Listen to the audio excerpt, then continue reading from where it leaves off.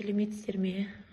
Мен Бақытжанова Фариза Өсербайқызы. Осы жоба аясында 8-ші А сыныбына сабақ өткіздім. Сабақты ұйымдастыру барысында топ болып оқушыларды қазіргі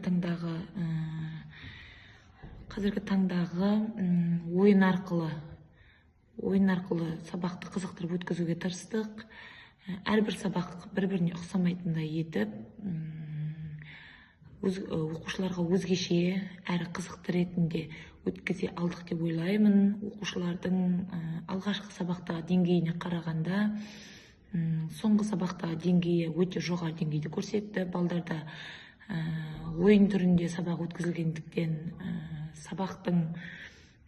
сабаққа балалардың қатысуы, сабақ үстіндегі қозғалыстары, сонымен бірге жалпы білім деңгейлерінің көтерілгендігі байқалды.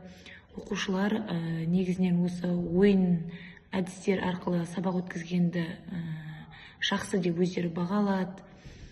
Оқушыларға ойын әдістері арқылы жалпы сабақ мақсатына жеткізуге, сонымен бірге берілген мәтінді толық түсініп шығуға біз мүмкіндік бердік. Сол ойлаған мақсаттарымыз орындалды. Жобаның негізгі құрылымы осы оқушылардың белгілі бір уақыт аралығында жоғары деңгейге жетуге көмектескендігі мен үшін ұнады. Сонымен бірге оқушылардың осы өткізілген 3 сабақ аясындағы ерекшеліктері ерекше көзге түсе білді. Үндемейтін оқушылар мысалы ойын түрінде өткізгендіктен олар сабаққа қызыға қатыса бастады. Кейіннен алғашқы сабақ барлығы 3 сабақ өткізілді. Осы 3 сабақ нәтижесінде оқушылар бірінші сабақта кішкене тұйықтау, бәсеңдеу болғанымен екінші, үшінші сабақтарда олардың қозғалысы байқалып, сабақты